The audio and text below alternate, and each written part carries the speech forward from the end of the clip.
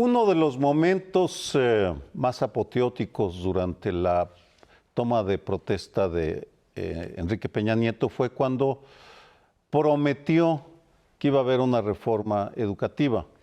Se pararon incluso y lo ovacionaron.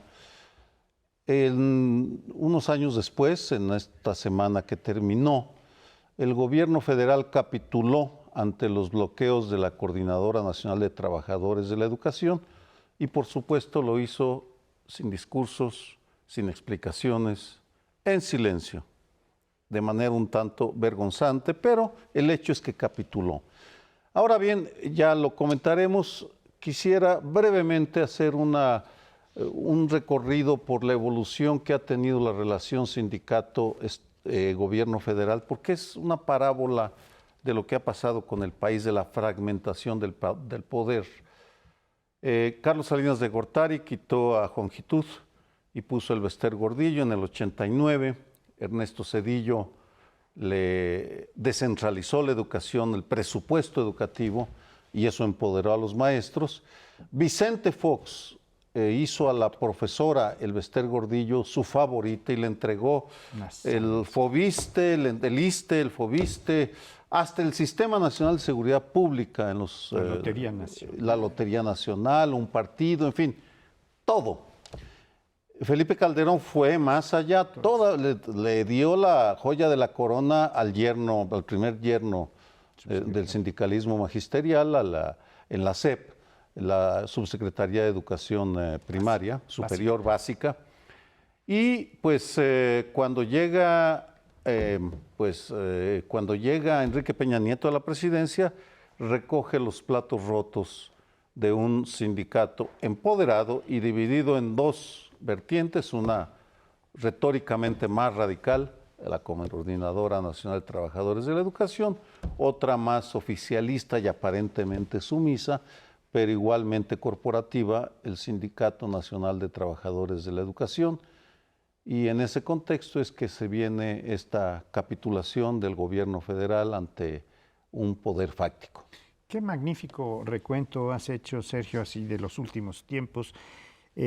Vale la pena resaltar que en los gobiernos del PAN, a los que ya te referiste, el de Fox primero, el principal aliado político de ese gobierno, de la pareja presidencial, porque la relación entre Marta Sagún y el Bester era muy intensa. Hicieron un libro juntos para padres de familia, hicieron una serie juntas. Y habría una serie de cuestiones en las que Fox pone sus bonos en la báscula, su bono democrático, que era muy grande, 2,5 millones de votos más que la Bastida, los pone junto con el Bester, junto con Francisco Gil Díaz, junto con el PRI, con un sector del PRI, porque dice, así solamente podemos gobernar y hay que darles todo. Y les empieza a dar todo lo que puede, lo cual es muy dramático, porque habían prometido sacar al PRI de los pinos, pero no había que sacarlo de los pinos, había que sacarlo de la corrupción, de las nóminas, de la venta de plazas, de todo esto. De ahí no lo sacó Fox, sino que les dio todavía más. Y Calderón vino a rematar esto ampliando las prestaciones, porque esto que dices, valdría la pena puntualizar, la Subsecretaría de Educación Básica representa más del 80% del presupuesto de la SEP, que es el presupuesto más alto de entidad alguna de la Federación. Es decir, les entregó todo el patrimonio que se maneja desde la SEP al sindicato, al CENTE. Pero hubo una gran reacción de la CENTE, de la coordinadora, la cual empezó, sobre todo en este sexenio, no solo a impugnar, sino a crecer.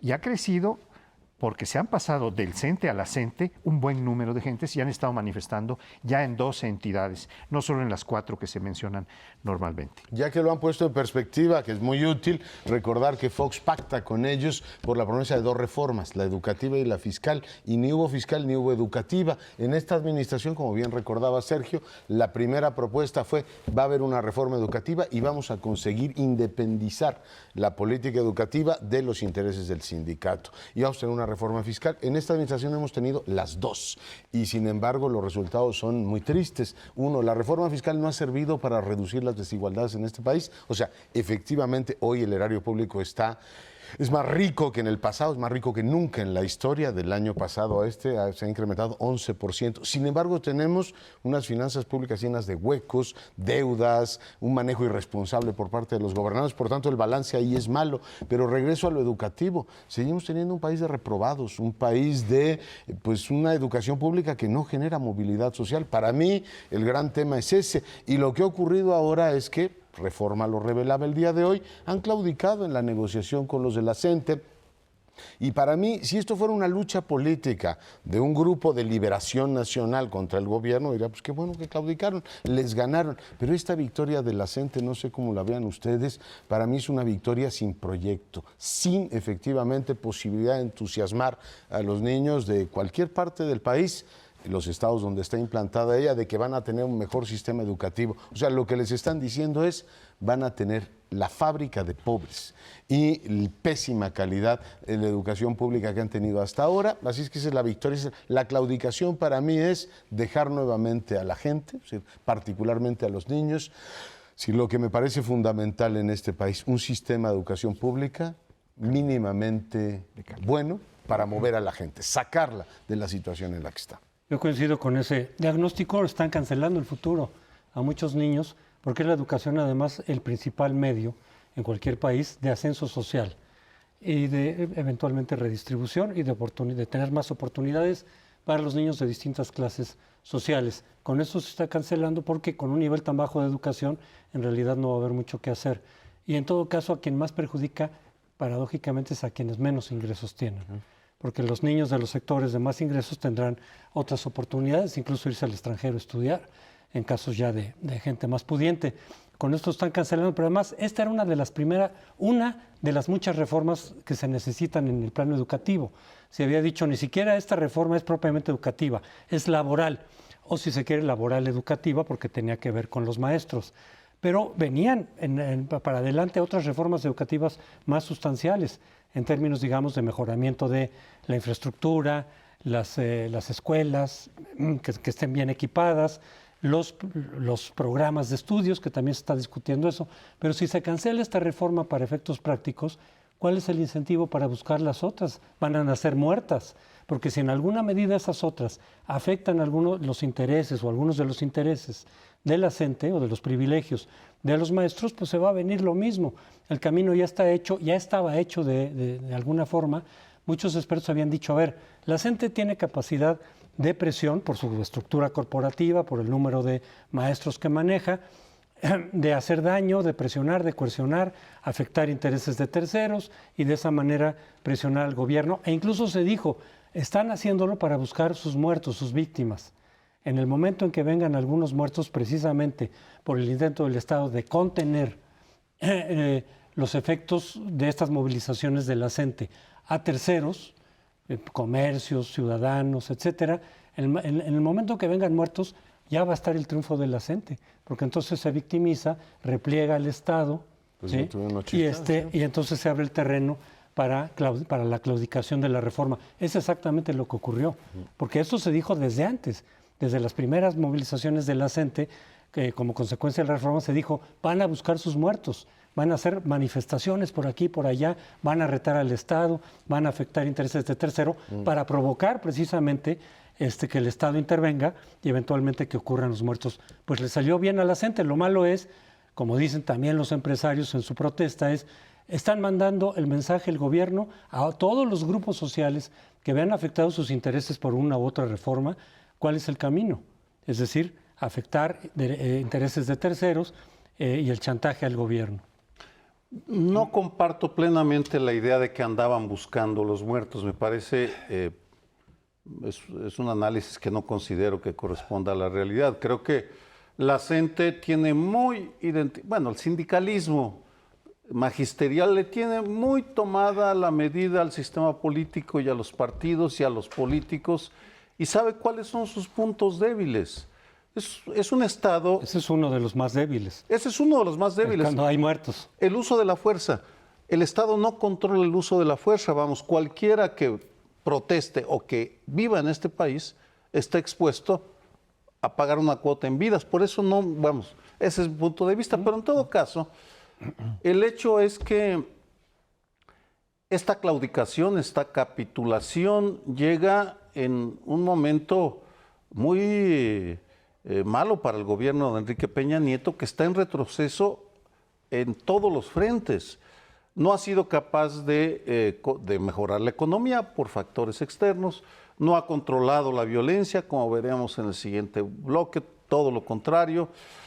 Tampoco ha sido capaz de lanzarse en serio contra la corrupción o mejorar el medio ambiente. Es un panorama muy deprimente desde la perspectiva del gobierno de Enrique Peña Nieto, que termina su sexenio 2 años antes de que deje el cargo, lo cual es terrible para el país. Es muy deprimente porque habían planteado que ellos eran grandes operadores políticos y descubrimos que lo que hacen muy bien es pactar con la oposición, comprar voluntades de diputados, pero a la hora de operar la reforma educativa, pues no consiguieron, por supuesto, acotar a la gente. Metieron a la cárcel el Bester Gordillo, pero este factor no lo consiguieron acotar. No consiguieron un pacto de Estado con el resto de las fuerzas políticas para que sostuvieran esa reforma e involucrar a más actores. Por tanto, esto es una crisis de operación política de un gobierno que no consiguió efectivamente aterrizar la reforma, la más valorada por los ciudadanos. Esa y la de telecomunicaciones, por cierto, que fue otra muy aplaudida. Y que bueno, ahí sí tal vez algo se logró. Pero en fin, tenemos que despedirnos ahora, regresamos.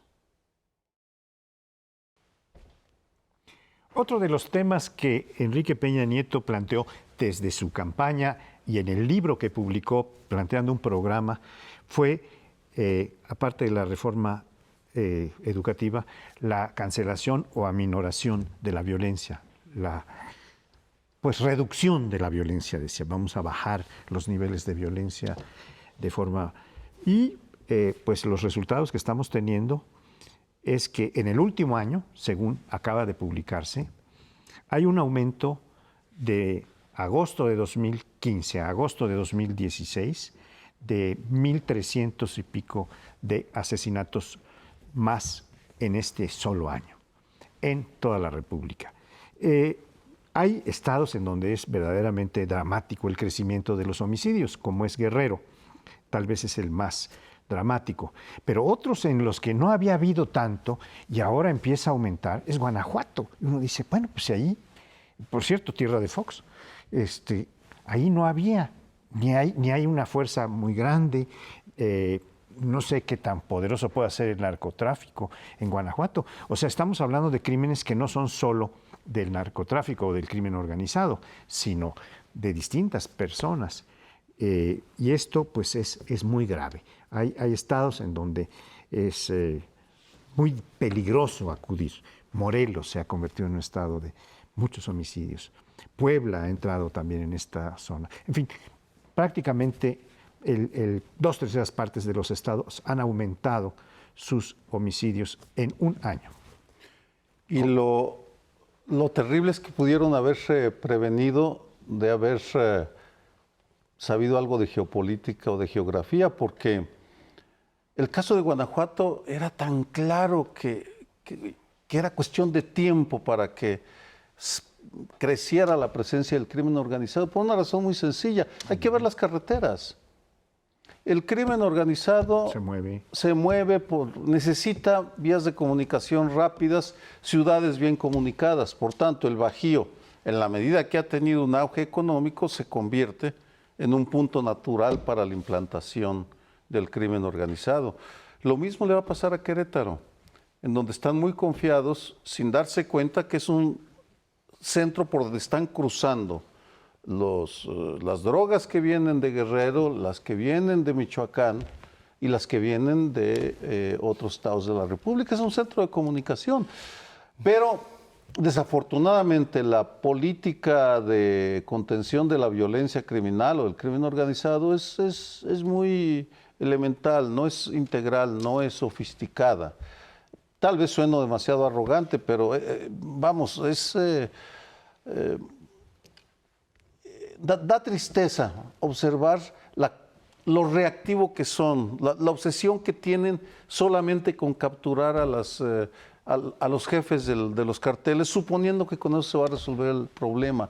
No están dispuestos a entender la enorme complejidad que tiene este fenómeno. Tiemblo cada vez que te oigo, mi querido Sergio, porque nos has dicho ya en varias ocasiones, y tiemblo porque acabas teniendo razón. O sea, efectivamente es así. Nos has dicho varias veces que la capital está acercada y que en algún momento caerá por las mismas razones que explicabas lo de Guanajuato, y es la ausencia de una lectura de la geografía. A mí me sorprende también, si me permiten agregar, la ausencia de lecturas de la historia. Está el caso de Colima, que sube alarmantemente el número de homicidios, y es la disputa por el puerto. Está Tabasco, que se ha descompuesto de una manera brutal. Digo historia porque hay que recordar que a Manuel Andrade, gobernador priista de esa entidad, nombró un secretario de Seguridad Pública. Después supimos que el propio narco, el crimen organizado, le había planteado que no lo quería y lo balacearon. Finalmente hubo un cambio de secretario de Seguridad Pública y transcurrió todo el sexenio de Andrade. Y lo que hemos tenido en Tabasco es un deterioro brutal en los últimos años, hasta ser hoy una de las entidades más inseguras del país. Y hay otro elemento último que pongo sobre la mesa. Hay una insistencia del gobierno a creer que todo es política y no un desarrollo de capacidades. O sea, tú recordabas cuando efectivamente el gobierno de Peña dijo: vamos a reducir el tema de los homicidios porque es un clamor popular. Hay voluntad política de coordinarnos con las entidades federativas y dar buenos resultados. Y muchos teóricos les dijeron, pues sí, la voluntad política es muy buena, pero un Estado requiere voluntad política y capacidades. ¿Cómo van a enfrentar eso? Ya lo iremos desarrollando sobre el camino. Y hoy sabemos que la mayor parte de las entidades federativas no han desarrollado capacidades para enfrentar el problema. Los presidentes municipales lo están matando a ellos mismos y ellos piden protección. ¿Y qué tenemos? Pues el Ejército y la Marina desplegados como hace 6 años. O sea, y eso va a seguir ocurriendo mientras no tengas el desarrollo de capacidades. Por tanto, un aula de geografía, un aula de historia y otra de ciencia política y administración pública. Para el Estado. Digo, como para aquellos que se resisten a entender el problema, ¿no? Desafortunadamente da la impresión de que vamos a terminar este sexenio pues evaluando en materia de seguridad y de violencia en los mismos términos en los que más o menos acabó el gobierno de Calderón. Digo, números más, números menos, pero al final de cuentas el problema continuó en los mismos términos, con los mismos niveles o parecidos de violencia. A veces parecía que bajaba, luego repunta. Y creo que el problema sí es estructural, pero incluso creo que heredó Peña Nieto un problema muy difícil de manejar. Yo creo que no le entró a fondo, e incluso durante su campaña, recordemos que casi no tocó el tema, cuando era uno de los temas fundamentales, porque justamente el gobierno Calderón acababa con ese fracaso monumental frente al crimen organizado. Era uno de los temas que estaban en el centro del debate, y sin embargo Peña se fue por el lado de las reformas estructurales, la energética, etcétera, y casi no tocó ni planteó una alternativa real a lo que había hecho Calderón. Y lo que pasa es que muchos expertos decían en relación con la estrategia de Calderón que era como pegarle al avispero, era la tesis del avispero, es decir, con el crimen organizado tú le pegas al panal que está por ahí tu casa y lejos de resolver el problema va a ser contraproducente porque todas las avispas te van a invadir toda la casa. Y aunque heredes el poder en esa situación, el que llega, pues ¿qué puede hacer? Ya no está tan fácil. Y no es una disculpa Peña Nieto, simplemente decir, ya el problema en sí mismo es muy difícil de manejar y de regresar a como estaba. Pero si no tienes ninguna estrategia alternativa, pues peor tantito. Entonces, Osorio Chong, secretario de Gobernación, hasta los 3 años empezó a criticar la política de Calderón, como queriéndole pasar el paquete y la responsabilidad a él, diciendo, es que esa estrategia de Calderón, vean cómo nos puso. Pero ellos debieron haberlo afrontado desde el principio, desde la campaña, y decir, esta estrategia estuvo mal planteada, y por lo tanto ofrecer una alternativa, que fue lo que no hicieron. Ellos se montaron prácticamente en la estrategia de Calderón, pensando en no sé qué, no sé cómo pensaban que esto iba a reducirse si hacías las cosas igual y no algo distinto. Pero sí reconozco que el problema que se heredó era de difícil manejo y de difícil reversión. ¿Puedo hacer un apunte súper breve? No, pero la violencia empezó con Fox. O sea, el ascenso de de hecho, la... sí. El ascenso de la violencia. Calderón no es que dijera un día, a ver, vamos a hacer una guerra contra el narcotráfico porque esto es muy sexy, ¿no? O sea, tenía una gran crisis, o sea, del 2005 al 6, lo que creo que creyó Calderón es, lo ataco en un año, como traía un problema de crisis política, en un año tengo buenos resultados, todo el mundo va a decir que soy un héroe. O sea, pero claramente el gran problema, el gran deterioro de niveles de homicidio lo tenemos del 4 al 5 y del 5 al 6 crece de manera, digamos, descomunal. Me permito hacer otro apunte que se liga con lo que comentabas, José Antonio. Fueron errores de arrogancia y de diseño de capacidades, lo ejemplifico.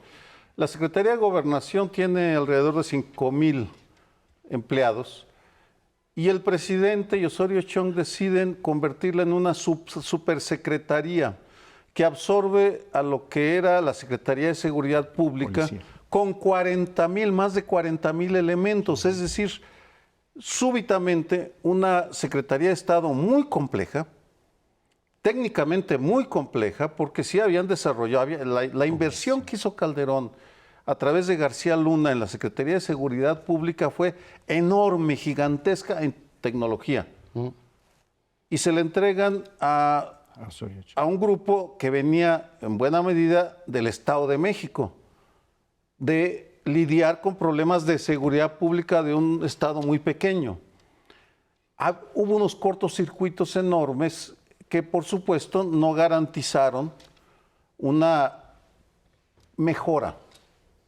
¿Por qué el Ejército y la Marina siguen funcionando? Pues porque siguen mejorando en sus capacidades. Ellos sí, pero son los únicos.